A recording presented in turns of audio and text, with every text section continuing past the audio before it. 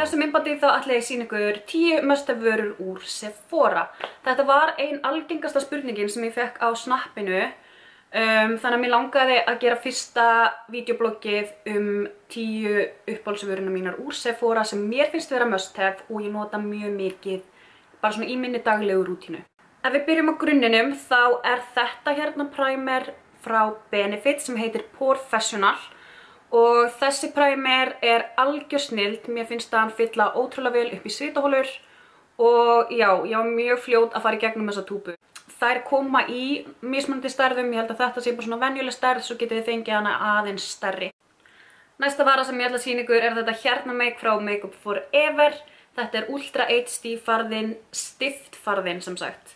Þetta er klárlega einn af mínum lang uppáhaldsförðum. Ég nota hann rosalega mikið og mér finnst hann miklu betri heldur en fljótandi farðinn frá Makeup Forever. Ég mæli klárlega með að tjekka þessum ef þið eru að fara í Sephora og ég get ekki beðið eftir að næla mér í fleiri liti því að I love this. Næsta vara sem ég ætla að sýna ykkur er hyljarinn frá Urban Decay sem heitir Naked Skin Concealer. Þetta er hands down bara einn besti hyljari sem ég hef prófað. Hann fer ekki í línur, auðvelt að blanda hann, mjúkur og það er bara allt gott við hennan hyljara. Ég er búin að fara í gegnum nokkra svona túbur og gaman að segja frá því, þá er Urban Decay loksins að fara að koma til Íslands og ég get ekki beðið eftir að geta bara stokkið upp í Hagkaup og nælt mér í einn svona.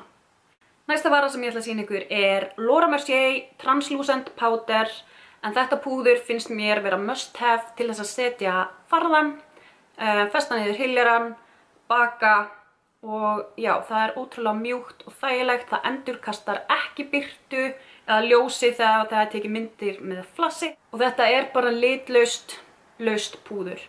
Vara númer 5 sem ég finnst vera must have úr Sephora er Kat Von D Shade and Light Contour palettan.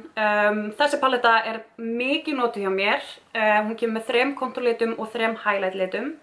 Ég nota sjálfsögðu mest þessa 4 hér en ég hef notað þessa í augnskugga. Næsta vara sem ég langar að segja ykkur frá er þessi hérna bronzer frá Benefit. Þetta er húla bronzer, hann er mattur, kaldur, brúnn litur sem er fullkominn í skyggingar og eins og ég sjáu þá er hann mikið notaður og þessi vara er í miklu uppáhaldi. Ég varð að hafa einn kynnalit með í must have úr Sephora en þetta er NARS Orgasm kynaliturinn sem er svona fallega bleikur og hann hentar ótrúlega mörgum, bæði dökkum og ljósum húðgerðum. Það verður að sjálfsögðu að vera einn highlightur með í þessu vídeobloggi en þetta er Becca Moonstone.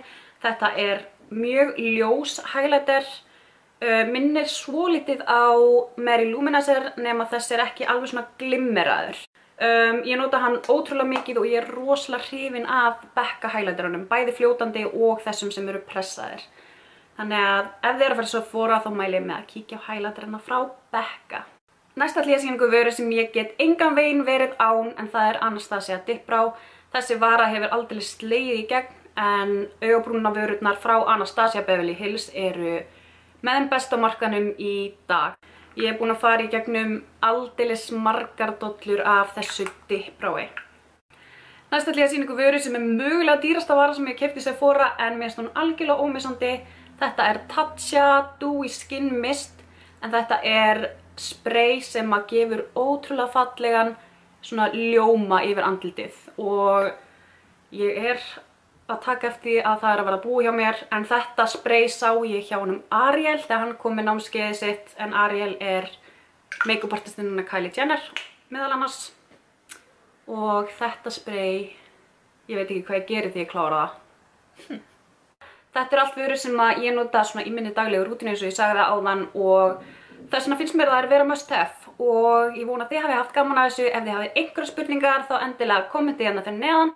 Svo með ég endilega líka láta mig vita ef þið hafið einhverja skemmtilega hugmyndir af vídeói sem að ég get gert hérna með ykkur og ég vona að við sjáum sem fyrst aftur. Bye bye!